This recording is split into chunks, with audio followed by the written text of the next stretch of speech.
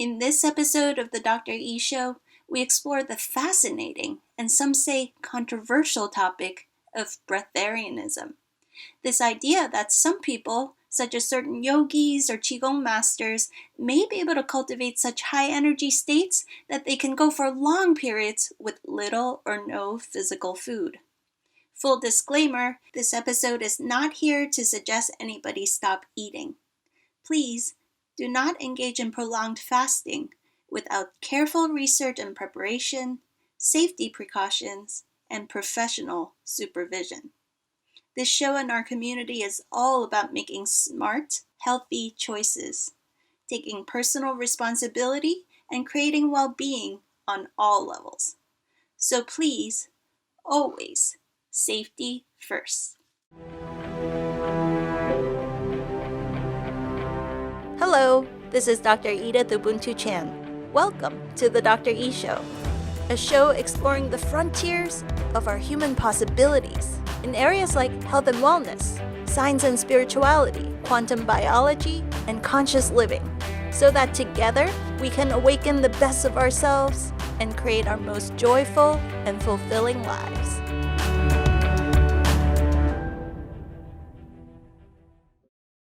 If you've been listening to this show for a while now, chances are that you're a pioneer in your community. You're someone who thinks often about how to break free from the mold, break free from old limitations, break free from the so-called matrix. Well, I have a very, very special treat for you today.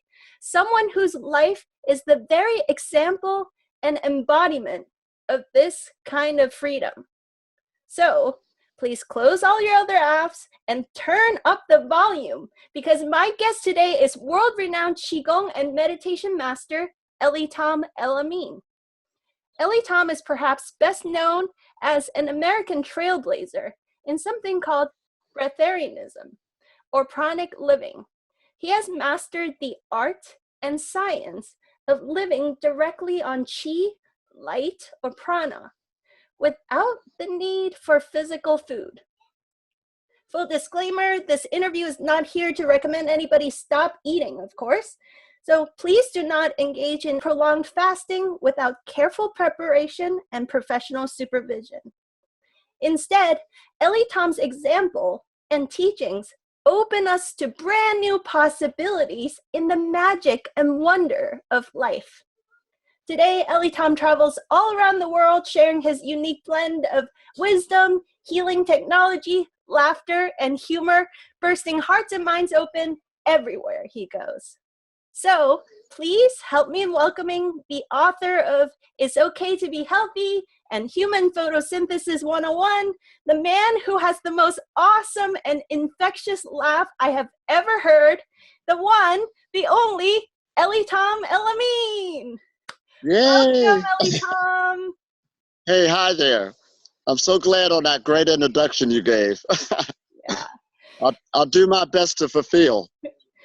Well, so some of our audience have heard of you, of course, but some of us are new to you. Could you please give us an introduction? How a guy from Ohio who grew up in a family that ate lots of heavy soul food became a Qigong master that lives on light. Tell us about your background and your journey. Oh, absolutely. Well, this particular journey started because of health problems. I fought myself on the standard American diet, and I began to keep gaining weight. However, everybody in my reality was overweight, so I thought it was normal. But then again, there's something inside me say, you know better than this. You're too young to be like this in this type of condition.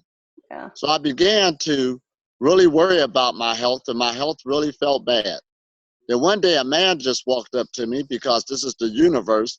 When you really want to learn something, it sends people and resources to you. Yes. So he told me, just leave meat alone. When he told me that, I was so desperate at the time, I did it right away. And sure enough, as I changed my diet and went to something lighter, I began to see myself lose weight. I began to feel better. And that right there, I could say, started my journey dealing with different types of food in relationship to my body. How long ago was that beginning? This was about 18 years ago. Wow. Close to 2 decades. Wow. So tell about people's journey usually when the system is invisible until it goes down. So just like anybody, when you get in trouble mentally or physically, that's when you start seeking answers. So when I seen that magic take place on my body, I began to seek higher level diet changes. So I went and learned more about live and raw foods, dealing with the enzymes. Then I began to learn more about meditation. And this is what led me to be who I am now in Qigong and meditation master.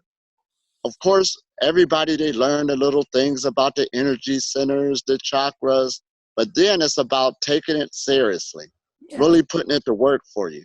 Yes. And that's what I did. So over a period of time, I've seen these different meditations really improve my health, opening up these energy centers and channels. And I understood that there's something to this. There's a relationship on meditation, and it should bring forth health, and also coupled with diet. So as I put all of this together, one day I'm proud of myself because I'm 80% live and raw foods. And this woman walked up to me and said, "Oh, but there's breatharians. There's people who don't live without food." And I said, "What? Wait a minute. I got to go find out more about this." Now, in my mind, there was no doubt that this was impossible because I've already seen the magic of changing my lifestyle. I've already seen the magic of working with energy. Mm-hmm. So I was not a skeptic at all. I wanted to go and make this happen, but I wanted to go find more information. So immediately I went on the internet, and at that time, close to 2 decades ago, there wasn't that much information like it is today. Right. And I make that happen too, to put as much information out there as possible so people won't have to go through what I went through. Right. But anyway, was lucky enough to find a book by Jasmine dealing with living on light in the 21-day process. Real good writing of the time, which helped me to get where I'm at now.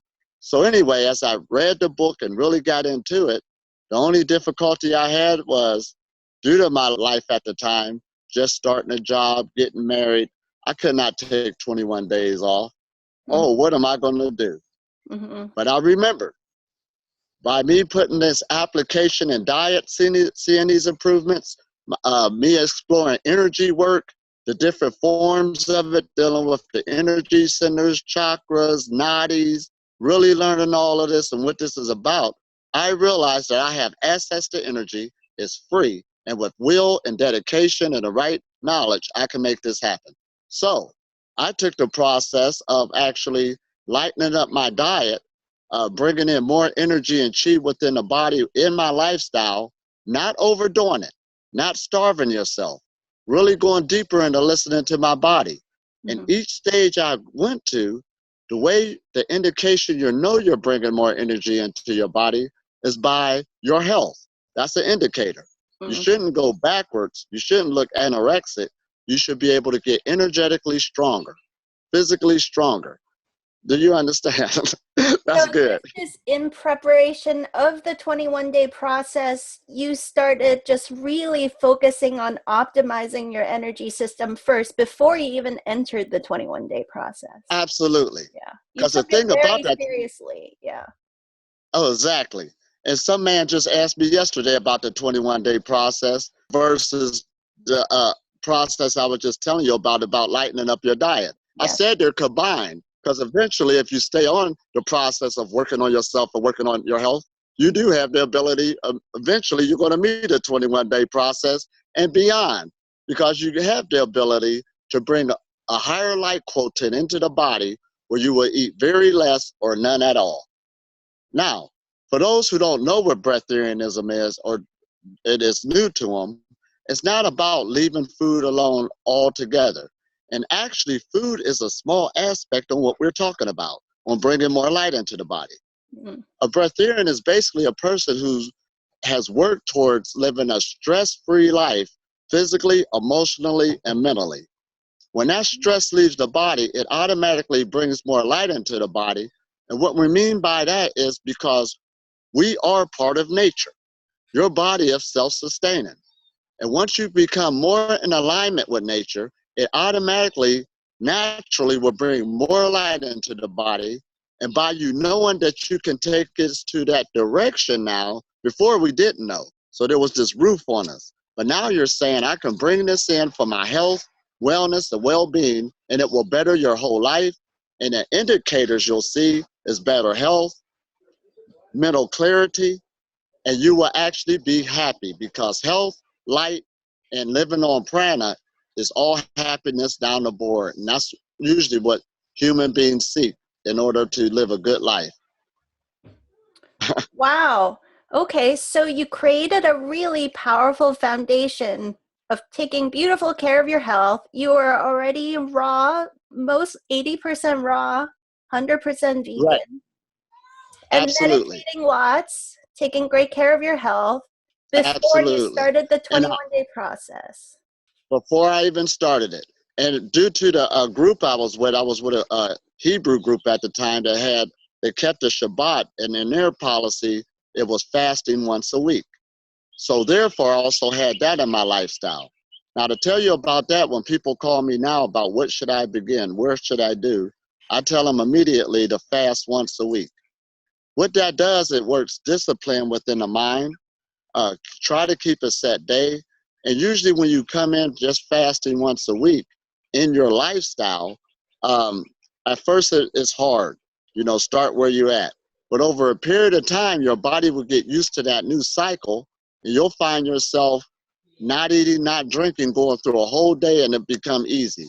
That's another indication that more light is into your body.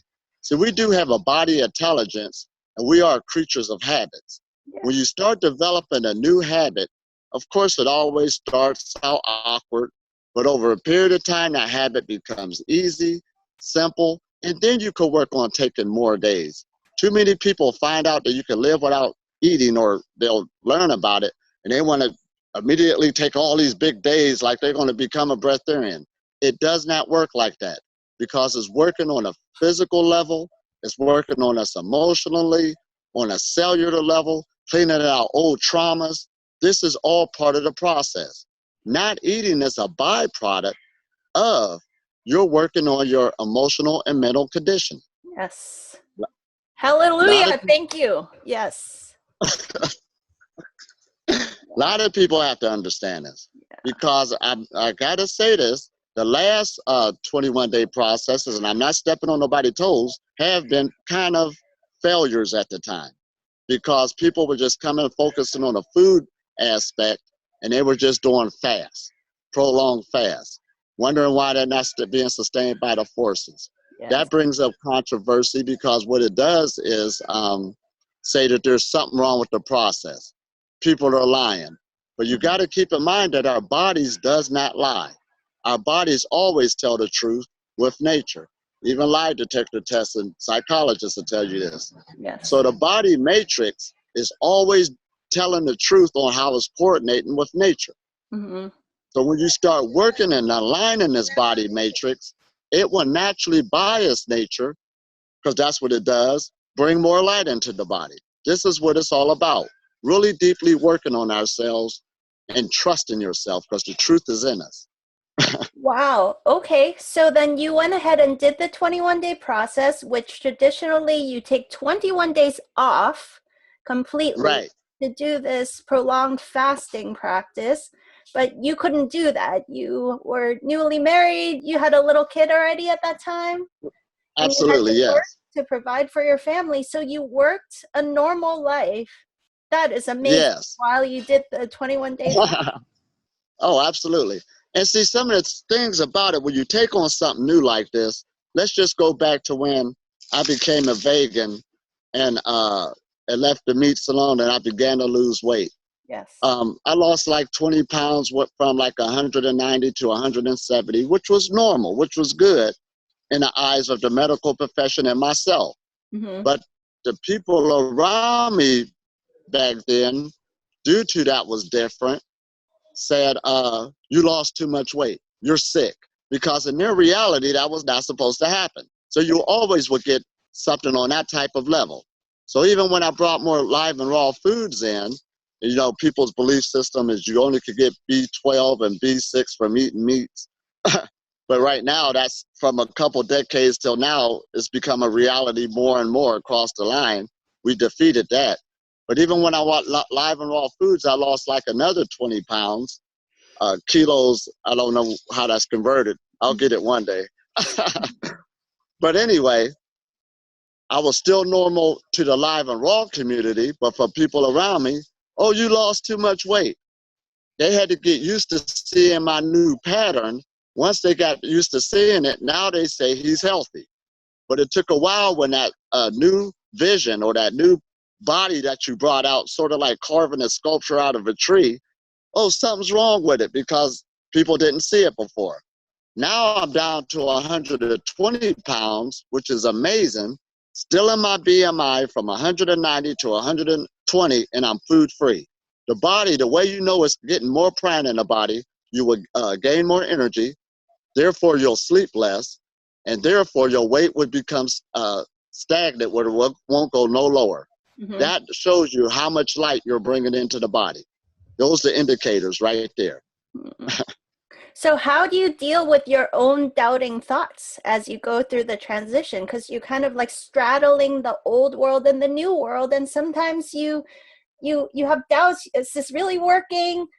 I would like to believe that I can transition later, but no, the media starts telling you got to eat meat, you know? Right. What advice do you have for those of us to feel confident that we're on the right path? I'm glad you brought that up because this is a big question that comes up. Breatharian, or living a pranic lifestyle, is like an advanced yoga. When you go to stretch your leg, you're going to go to your limit where you're doing just enough to get that energy flowing and really work on the tension, but not too much where you hurt yourself. Yes. Oh, over a period of time, when you come back, you'll find out that you could go down even lower. But again, you put enough tension that you could get a good workout, but back up, not to hurt yourself. Always remember, everything you do on transforming yourself, even if it's for the better, you always got to keep in mind safety first. When you start challenging yourself at that type of level, your doubt and your unbelief and your fear will naturally leave because you've seen that you just did this work on your own. Yes. You understand? Yeah. Too many people go too fast, and that's why all these injuries, these doubts and unbeliefs and fear is there, because you're trusting somebody else's divinity or their walk, and you're not really putting yourself to a true challenge. Yes. So this is why this is sort of like a advanced yoga, an advanced Tai Chi. You stay consistent and watch the energy work for you, and just you could need some type of, you want to enjoy the journey. So of course, still enjoy those foods that you love until your body energetically make that change. You will know it will. Again, the truth is in you. And your old desire, yes, there's some good tasting foods out there. That's a desire, and it brings forth craving. But the more you stay consistent with the light, your ego, which is your physical body, which is a program, will automatically start shifting to that new feeling, that new light that comes in, and it will override that old feeling that food gave you. And that's a good thing. The ego is just shifting itself, but it's due to consistency, consistency, consistency. And take it easy and enjoy yourself. Great. I love it. I love that you have such a moderate, gentle, level-headed approach to something that most people think is totally crazy. Absolutely. But we Absolutely. can see that you're very practical, grounded, Absolutely. very normal human being. There's nothing, you're making this the new normal, really. The new normal. Because like I say, a lot of people want to say eating is unnatural. No, it's not. It's sort of like a caterpillar turning into a butterfly. You're making a transition from a person who used to get their sustenance from the earth, and now you're getting it from the resources of the air. You're becoming from that caterpillar to a butterfly. So both of them are normal depending on where you're at. Now, just like overeating and stuff like this, that's just you abusing the foods. It takes knowledge to eat just like it takes knowledge not to eat. But it's still on the same scale depending on where you at and how you take it or how you want to apply it to your life. Yes. See, living a breatharian lifestyle, that's why, let's give the definition. It comes from the ancient word of anidia, which means eating very little or none at all. Now, listen at that term, very little. And we're not just talking about eating once a day, which that still qualifies. We understand this. But you can eat once every 3 days, once a week. That's still a breatharian because you broke the norm of what gives you health. You're still functioning normally. People have to understand this because a lot of breatharians don't want to come out into the public face because as soon as they sit down with some friends and drink a tea, oh, I thought you didn't need to drink. And they done went, what, a week already, okay, walking around and stuff like this. So people are ignorant and people don't want to take that type of bashing on themselves. Right. However, myself, I took this as a ministry now or a mission to really educate humanity more and more on this so it can make it better for future generations. I feel glad that a whole lot of younger people in their early 20s is coming to my retreats. They can learn this understanding. They're better in their lives by keeping health focused. And due to the technology, our external technology, they're understanding, okay, there's wireless energies you cannot see.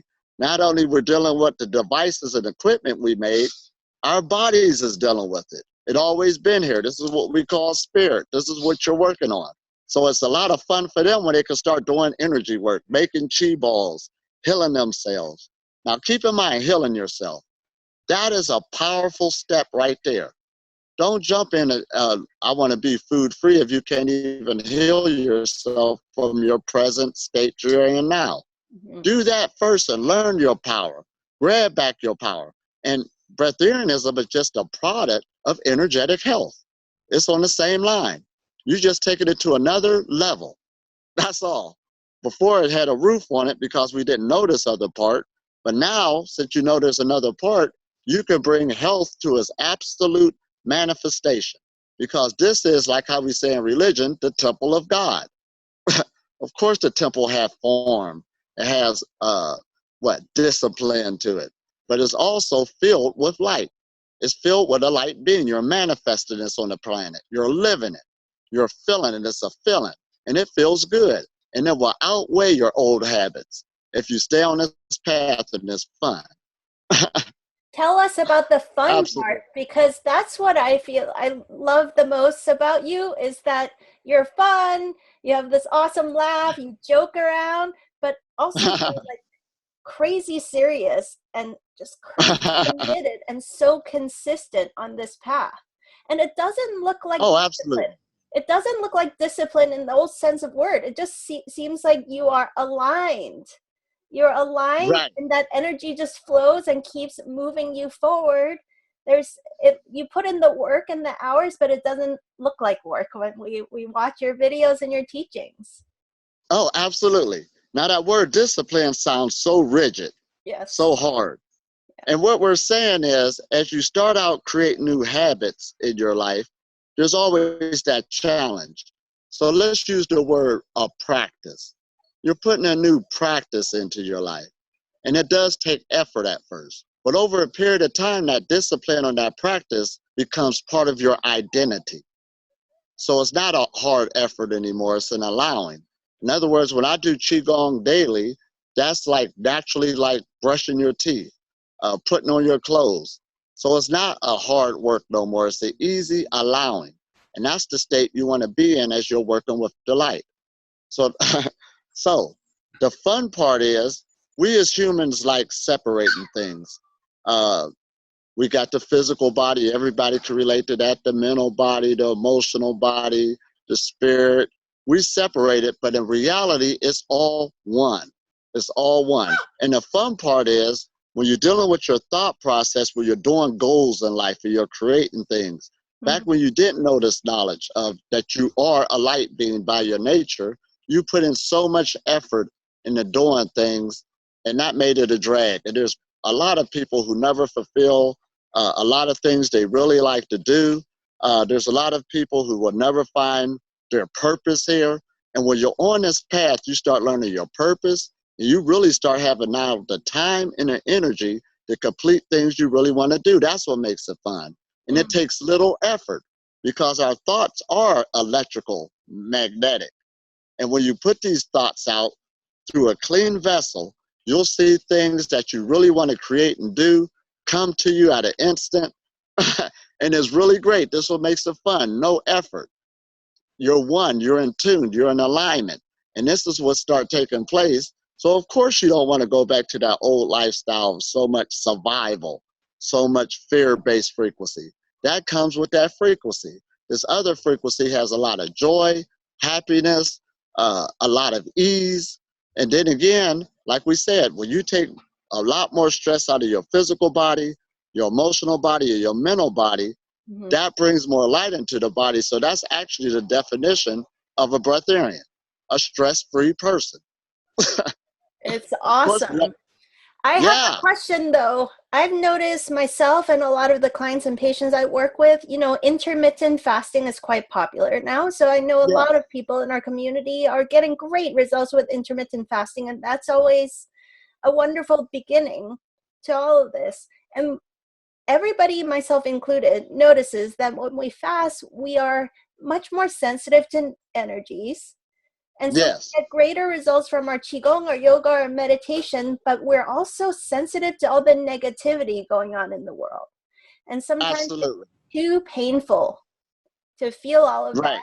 And then we want to go back to eating because it's too hard to, we don't even, it's so intense, some of the suffering that's happening on the planet sometimes, that we can't handle it. And we almost go back to eating so we don't have to feel quite so deeply and intensely into all of it. I think all of us can relate to that. Let's be honest. We use we're not necessarily hungry, but we want to dull our sensitivity. Absolutely. What advice do you have about that? Okay. When we deal with our different energy centers, as you said, intermittent fasting. So of course, your aura is going to lighten up. It's going to get bigger. It's going to be more harmonized. And one of the main centers that's the biggest that's coming from our body is our heart chakra. And when that opens up, that's more like on a universal level, and it feels all of that negativity, just what you're saying. So you want to numb yourself back down a little, even though you're not hungry on everything that goes on. But this is the great part. On this shift of your thought process now of how you're needed to be awake. See, when you make changes within the matrix and start holding that frequency, even though you're not there, as you see these things going on, you're changing the conscious reality. You're changing the frequency of the planet, of others around you, because you're the light of the world. You're bringing it in. And when you can start bringing that into, it's crucial now for you to stay awake instead of dumbing yourself down. You understand? You're doing more changes than ever that you don't even see. So this is another boost of how we should say of responsibility. Now, that's a deep word. I just did a teaching on it in a retreat. It's two words put into one. You're responding to your ability. So therefore, when you come into that feeling of lightness and you're bringing in those energies, you also have the power to transmute them. You're the one that's needed in this realm. So once you understand that that type of job is taking place, that should actually be a motivator now, instead of going, numbing yourself back down, taking it personal, because this is actually the light situation. The light will take care of it. But it also brought us forward to be at that position, you understand, because it has trust in you to bring you there. Now you have to just bring that perception in that you're here for a reason. You made it to this level for a reason. And by you allowing yourself now to be comfortable, to keep that shield open, to transform these energies, that should bring another height to yourself to stay on that path, because that's part of your life purpose. You're taking yourself to another level. It's like your own personal reward. I had to go through it too, going back and forth with that until I realized, just stay awake, take it. And then when I seen this, I found myself, as soon as I walk in a room, everybody feels you coming. You can see the light in everybody you're talking to. Even if other people saying they're a bad person, you're communicating with their light, and they can't really get over on you. They want to help you now. So this is our responsibility and our mission to just take it to another level slowly and stop putting ourselves back to sleep. Wow, that is so powerful.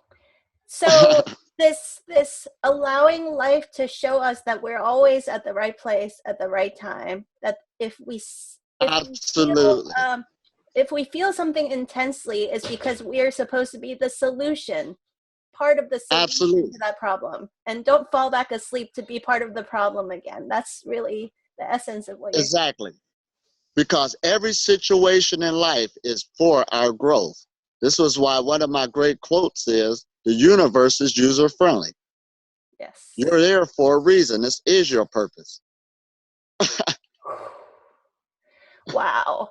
So wow. So go to a very practical question. How do we harmonize with our friends and family who maybe are doubting or disagreeing with our lifestyle choices? Is it that when you bring the light, they automatically wake up in the presence of so much light that they will shift and they will be able to see? Is that how it works? Absolutely. Or do they say, do we have no control over that? Oh, absolutely. There's two things to this. There's that parable about, you remember the people in the cave? The one guy went out, met the sunlight. It kind of burned him or hurt him, but he got used to it.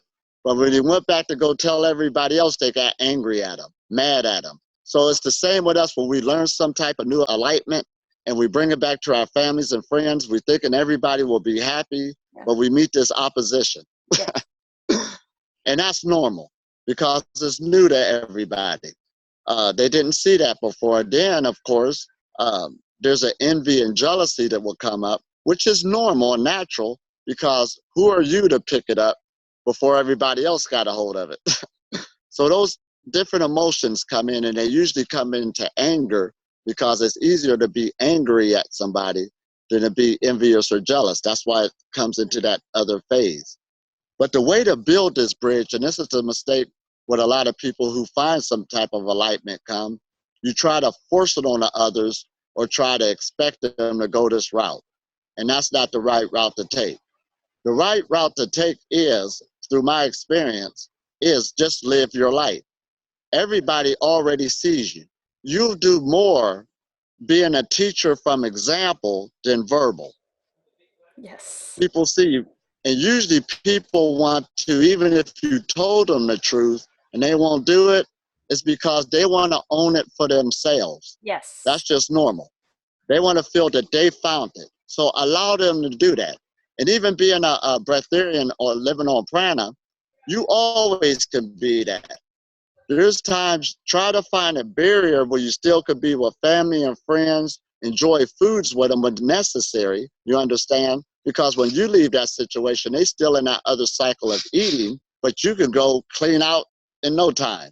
You're another type of being. So try to find a barrier instead of separating yourself, because I see so many people on a spiritual path to do that, and they're blaming their family and friends, and I'm telling them, you're the problem.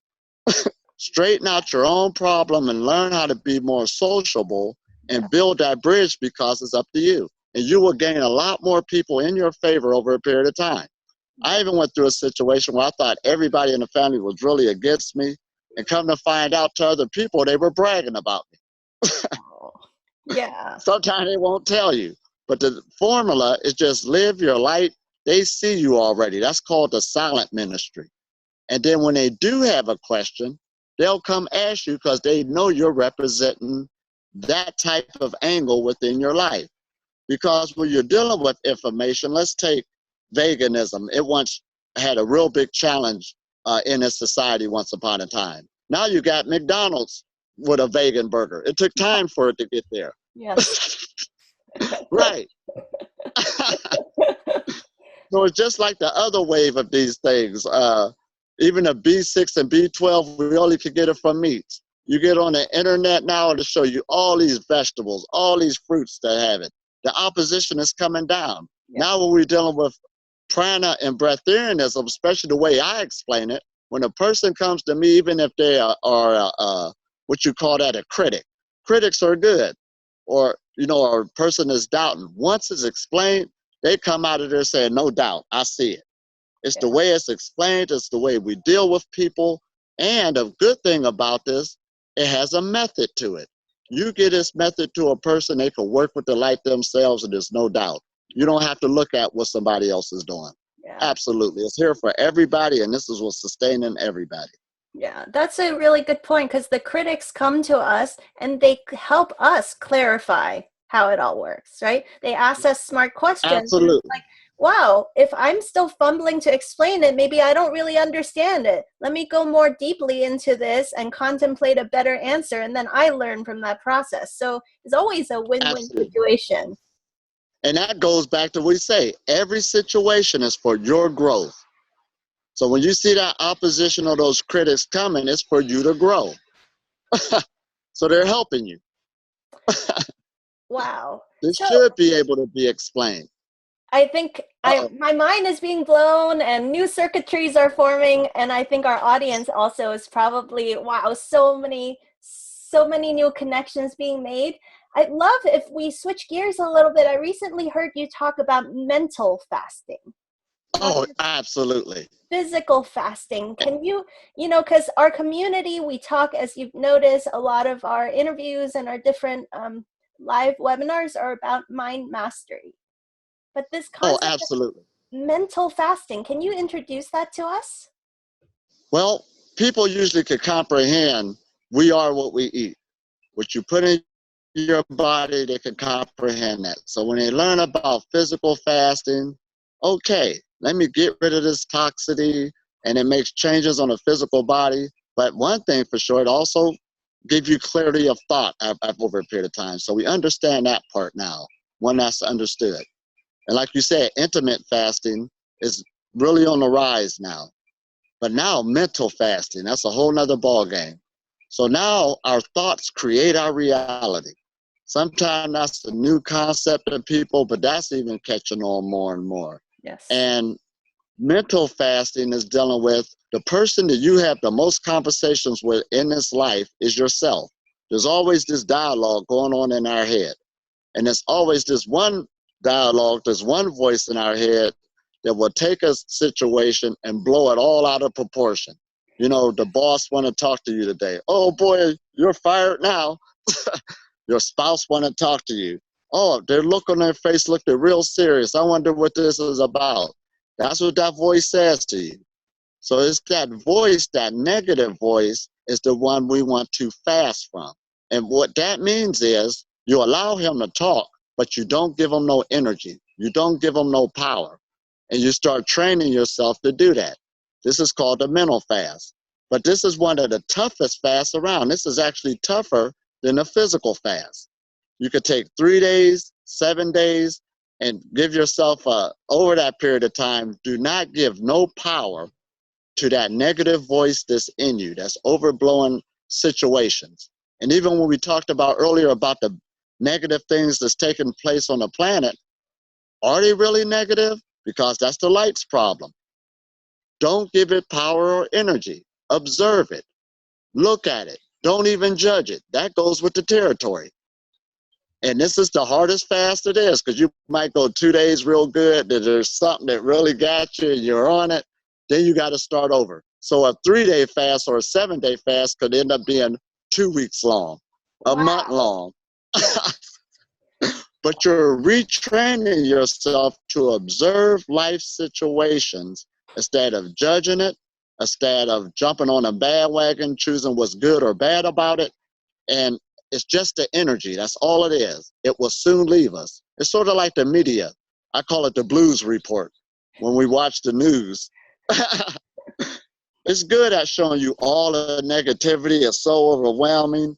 But it takes even knowledge on how to look at that. Just look at it. It's just the energy. It does not have to be stuck with you. So this is the power of mental fasting.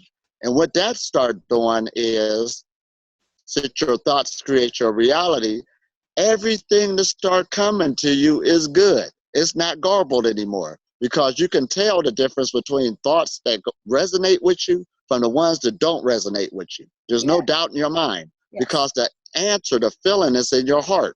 It's in your focus. So you start becoming one with yourself, because keep in mind that your mind is your physical body. Yes, physical fasting does changes the thinking, but we got to understand that the thinking changes the physical body. Yes. This is what makes Breatharianism so powerful. You're working on the physical body, but also the mental body at the same time. Yes, the person is starved to death if they don't know that they could be food free.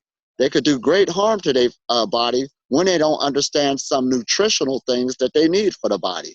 Yes. But once that mind opens up and it puts an energy, a magnetized energy in this new idea of bringing energy, bringing light to it, it changes the whole ball game on how the physical body actually acts. So there is a jump from a nutritionist standpoint, from an energetic chemical standpoint of what the body can do by its nature.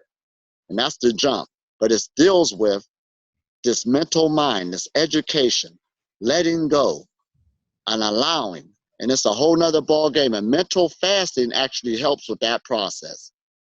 Wow. So it's as if the physical fasting is there to support the mental fasting. And then the mental fasting gets you to a certain state where your physical necessities start to fade away.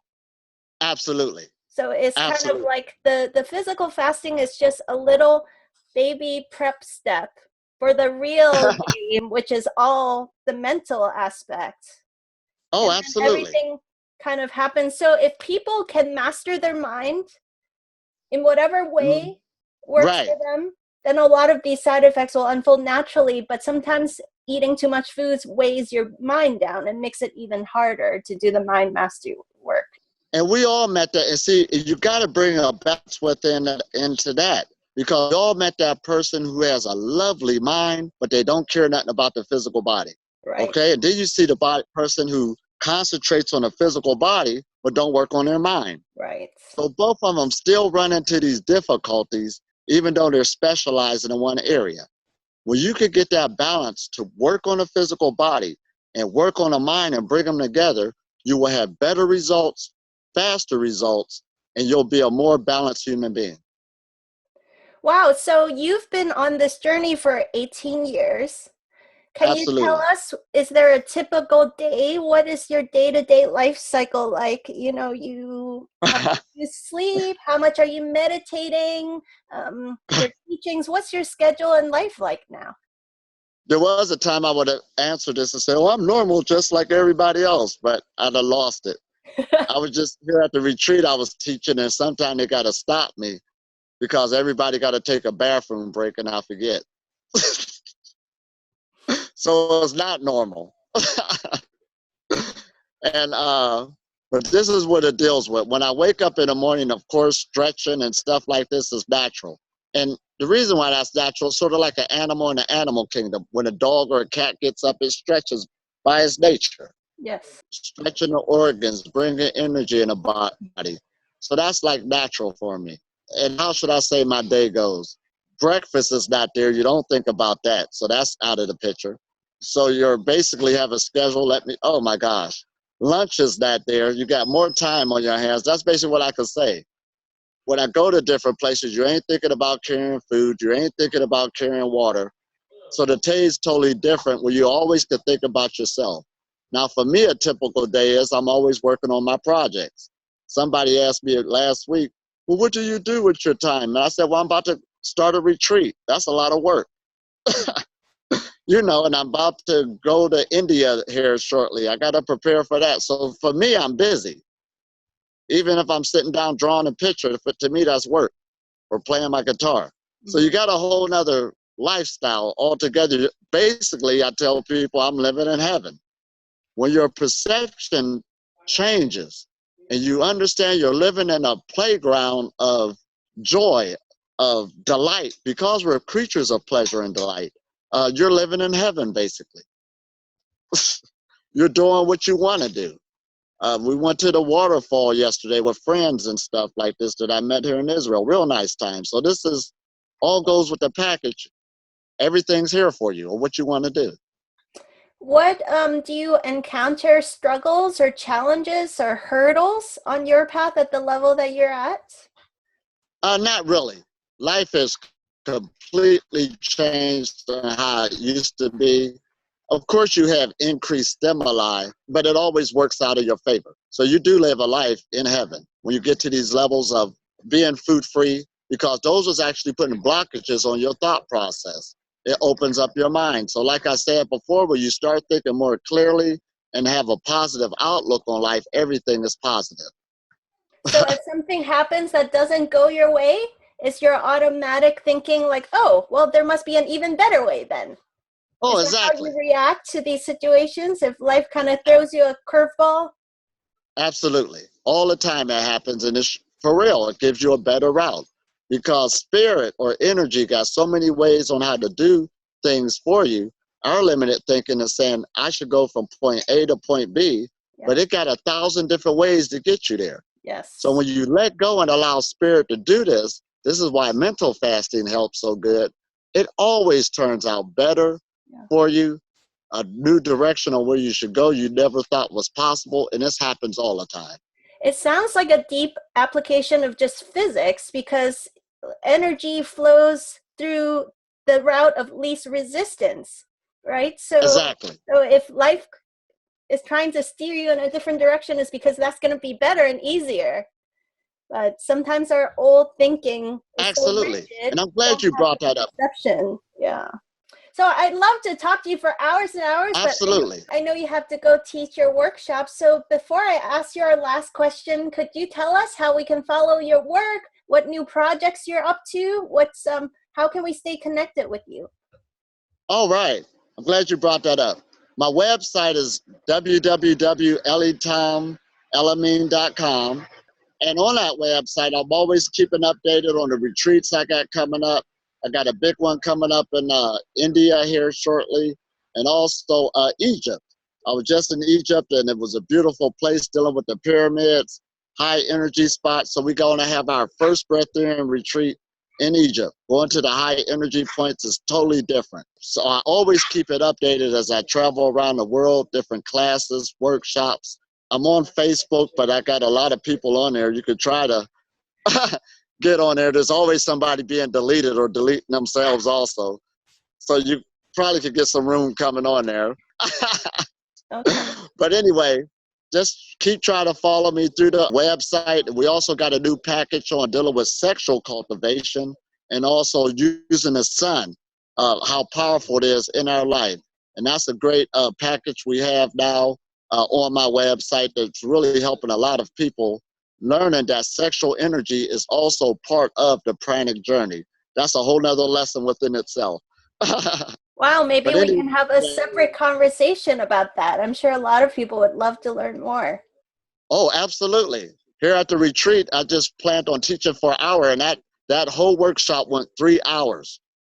Just talking about that and how powerful it is. There's so much in the package. It is so beautiful.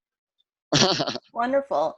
So our very last question, the most important question of all, is if you were to distill down to one single piece of advice, one gem that you can give to our audience, what is the single most important advice you have for those of us that are on the journey of tapping into our next level of possibility? What's the number one most important thing? Be easy on yourself. See, I don't even say love yourself because everybody got different definitions. Always be easy on yourself, which is loving yourself. And back to my quote, the universe is user-friendly. Use that as a mantra. It's here to help you. So is that a good enough question? That's awesome. Thank you so much. I wish that we could talk for many more hours more, but I know you have to go back to teach your retreat. So I send all my love and gratitude to you guys and all the beautiful work that you're doing there, and wishing you happy travels. Thank you for the amazing conversation. Thank you so much for inviting me. Talk to you soon. Bye-bye. Enjoy. Bye. Hi, friends. Did you love that interview? If you did, please leave a review and share with all your friends so that many more people can benefit from these game-changing insights. You can also go onto our website, dredithubuntu.com, and subscribe to our newsletter, where you'll receive free trainings and next-level ninja tools that we only share on our newsletter. Together, let's turn your life into a brilliant masterpiece.